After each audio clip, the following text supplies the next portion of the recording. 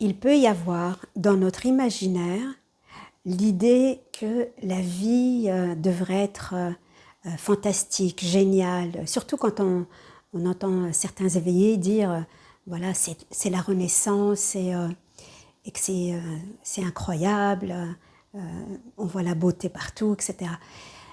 En fait, il y a dans l'idée qu'il y aurait quelque chose en plus qui se rajoute, qui ne serait pas déjà là en fait. Qu'il y a quelque chose que l'on ne vit pas tout de suite, qui peut se vivre peut-être après, tu vois, pour qu'il y ait une certaine forme de beauté, de réussite, de perfection. En fait, on ne réalise pas que tout est déjà là, que ce fantastique, ce merveilleux, cette beauté, cette perfection, en fait, c'est la vie elle-même. Dans tout ce qu'il y a de plus banal, en fait.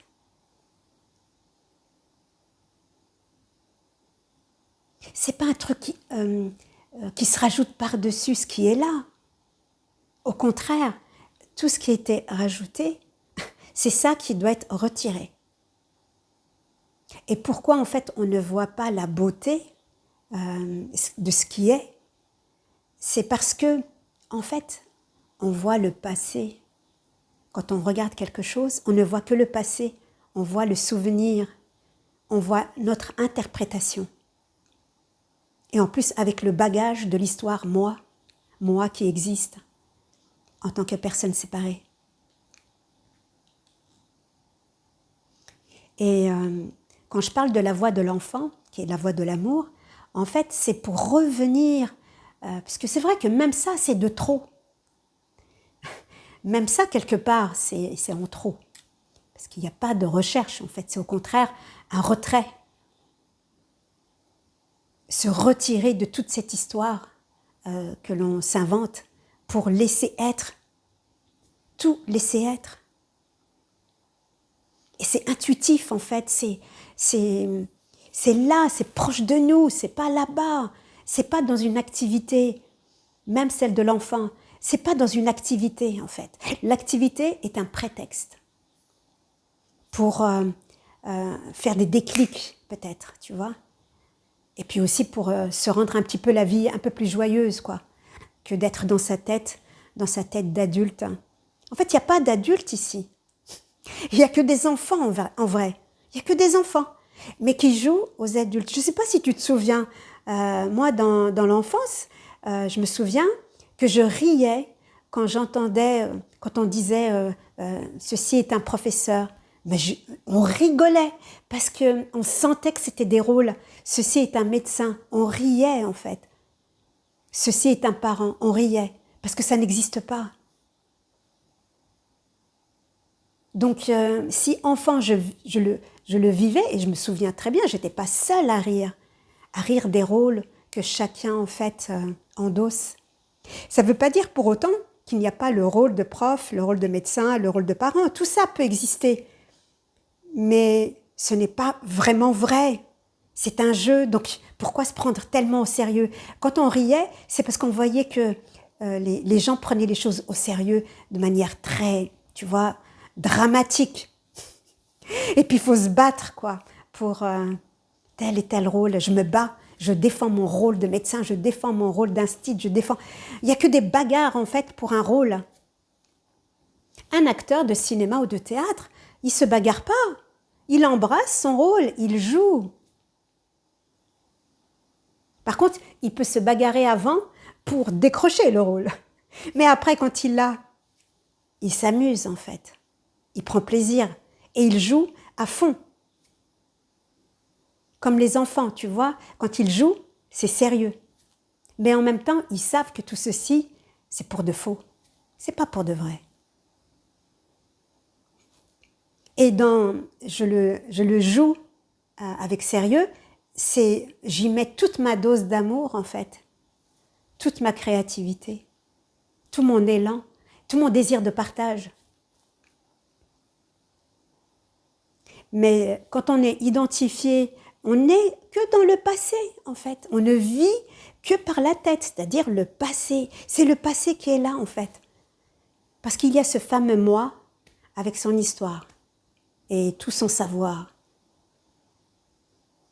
qui ne sont que pacotilles. Parce qu'il se raconte des histoires.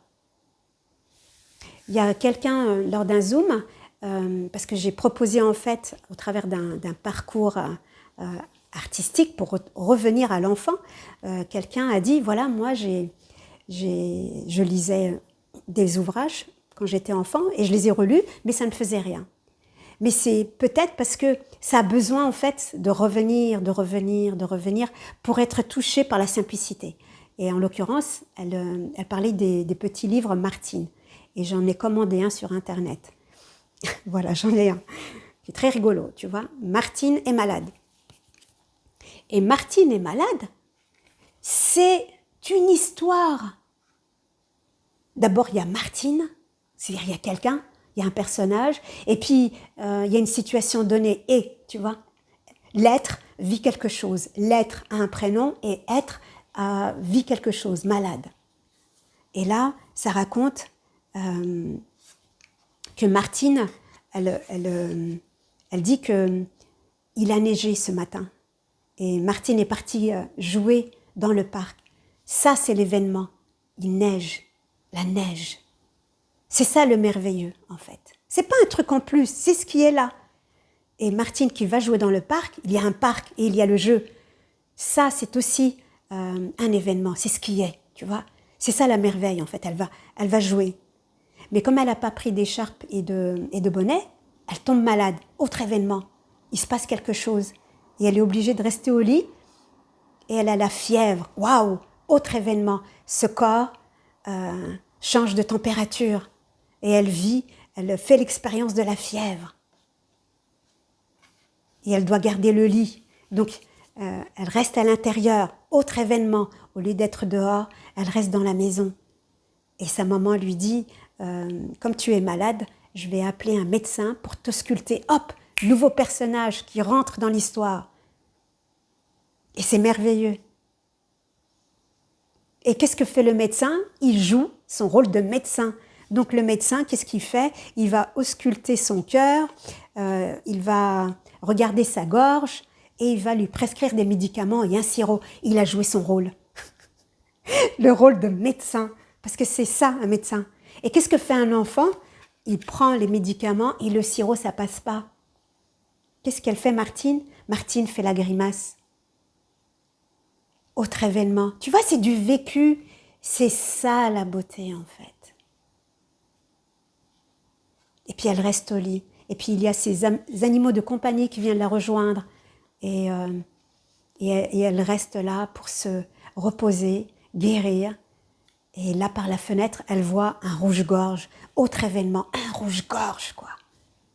Elle n'a qu'une envie, c'est de sortir. Et elle sent que si le rouge-gorge est là, le printemps arrive. C'est ça, en fait, le fabuleux de la vie. Tu vois, c'est pas un truc en plus. Mais évidemment, si la personne prend ça et lit ça de manière très froide, c'est-à-dire « Ah, mais ça je connais, ça je connais, ça je connais », j'ai rien appris de neuf, tu vois? Parce qu'on pense avec sa tête, car en fait, on ne vit pas les choses. On ne les regarde pas comme une première fois, en fait. Comme un jeu. Quand je dis Martine, elle est dans sa maison et dehors il neige, c'est le vivre en fait. Mais si c'est ah mais la neige je connais, ça ne m'intéresse pas, c'est trop cucu, on peut voir là qu'on est dans le connu. Et le connu aplatit le mystère. La neige qui est le pur mystère, le jeu dans le parc est pur mystère et tu vois, on a posé un couvercle par-dessus parce qu'on s'attend à autre chose, un truc d'adulte. Et évidemment, il y en a plein des trucs soi-disant d'adultes à la Fnac en l'occurrence ou sur Amazon avec des livres épais comme ça, où il n'y a aucune image, et c'est des mots et des mots et des mots très complexes. Où on raconte comment quelqu'un qui cherche l'amour, voilà, il en fait des tonnes en fait. Avec ses émotions, ses sentiments, tu vois, toute cette littérature. On en fait un roman. Ça devient un roman. On est hypnotisé en fait. Alors que les petits livres des enfants, parce que celui-ci, ça c'est vraiment pour les bébés, hein, parce qu'il est en carton. Tu vois. Il est vraiment en carton. En réalité, ça, ce ne sont pas des livres, ce sont les parents qui vont le lire à l'enfant. Mais en réalité, ce sont des livres pour les parents. Pour qu'ils s'éveillent. Pour qu'ils reviennent à leur innocence. À l'origine. Ce que nous sommes, en fait. Nous sommes cela qui contient tout cela. C'est ça le fantastique. Et nous sommes en même temps toutes choses. Ce corps qui est un véhicule par lequel on va expérimenter cet univers. Je bois un café, je marche, ça c'est fantastique. Je me balade en bord de mer, c'est fantastique. Je me balade dans la forêt, c'est fantastique. Et en même temps, il ne se passe rien. Il ne se passe rien. Et même, tu vois, dans le petit livre, qu'est-ce que ça raconte aussi? C'est que les choses changent. Nous, en général, quand on est identifié, on se plaint. « Ah, je suis malade, je ne peux pas faire ça. » Tu vois, et on crispe. Parce qu'on ne vit pas ce qui est là. L'expérience qu'elle a. Et en même temps, c'est ça le clou du spectacle. C'est que rien ne nous touche. Rien. Car tout ceci est le fruit de notre esprit, en fait. Et en même temps, il semblerait qu'on soit touché. Il semblerait qu'on sait ce que c'est le chaud, le froid. Alors qu'en réalité, qui nous sommes ne connaît ni le froid en vérité, ni le chaud, puisqu'il est intouchable, il n'y a pas de corps. On peut dire c'est une énergie. Et même l'énergie, pour moi, c'est même avant l'énergie. C'est un rien.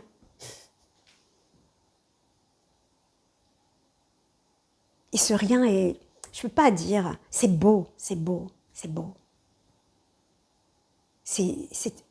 une intelligence en fait. C'est un sublime. Je l'appelle Dieu parce que j'adore ce mot Dieu. Parce que c'est vivant, c'est un être, c'est vivant. Et c'est lui qui permet ça. Un ciel, des étoiles, les nuages, les océans, des corps humains extrêmement sophistiqués, des arbres, des couleurs. Moi, je me souviens à l'époque, quand parce qu'en fait, on parle de renaissance parce qu'en fait, on redécouvre tout. Je me souviens la couleur. Mais j'adorais toutes les couleurs. Je me suis mise à peindre pour utiliser les couleurs. Et si on regarde bien les enfants, ils font des arcs-en-ciel tout le temps pour utiliser toutes les couleurs de l'arc-en-ciel. Quand je me peignais les cheveux, c'était fantastique de me peigner les cheveux. Mais même là, c'est fantastique d'avoir des cheveux, d'avoir un peigne et de se peigner les cheveux.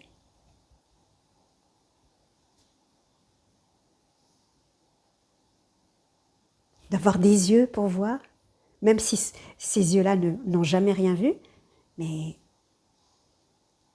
d'avoir des mains qui prennent. On redécouvre de l'intérieur, en fait, ce que nous sommes. On s'extasie devant la vie, devant la création, en fait. Alors oui, parfois, il y a des inconforts, bien sûr. Et pourquoi il n'y en aurait pas? Puisque la vie, en fait, c'est tous les contrastes possibles et inimaginables.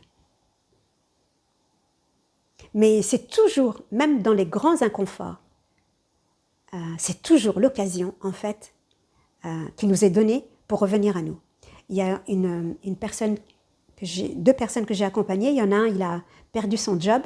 Et lui, il avait beaucoup de mal parce qu'il était complètement identifié à l'émotion. Et surtout, il la bloquait. La peur de l'avenir, tu vois. Il y avait cette notion d'avenir. Et ça travaille en lui petit à petit pour réaliser que l'avenir est dans sa tête.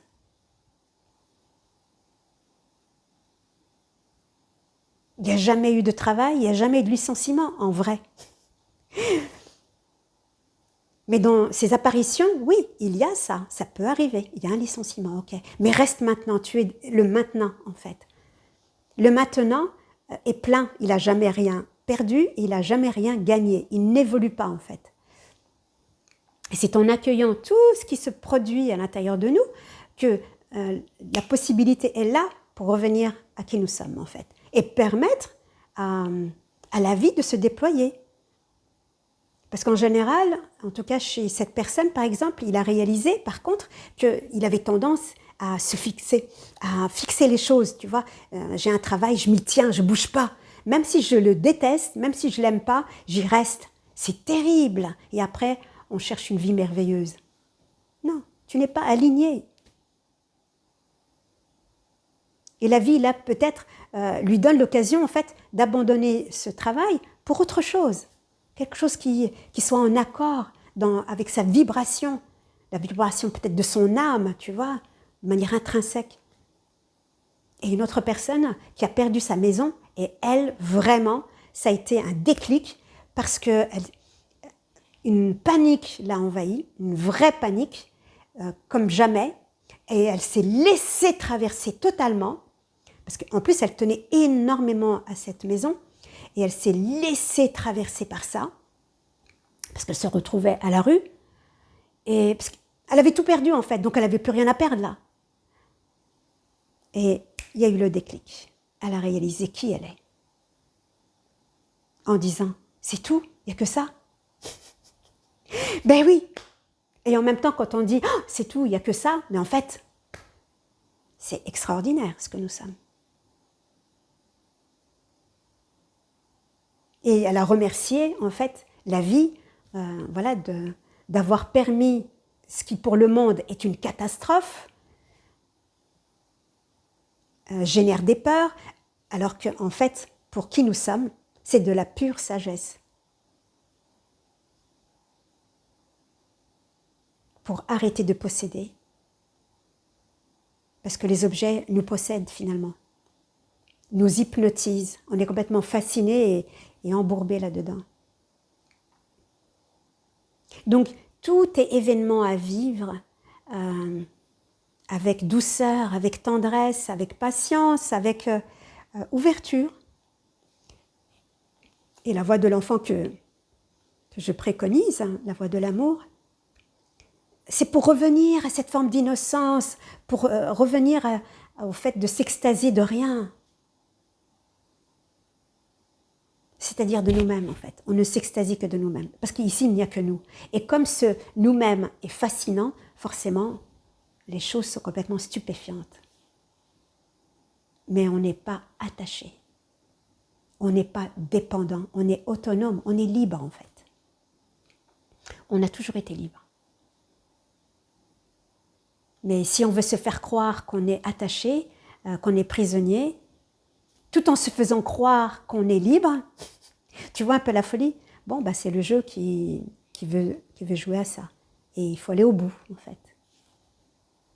Et la voie de l'enfant, c'est comme un retour, tu vois, un retour vers la grandeur de notre cœur. Alors ralentis, ralentis. Et vis profondément ce qui se vit.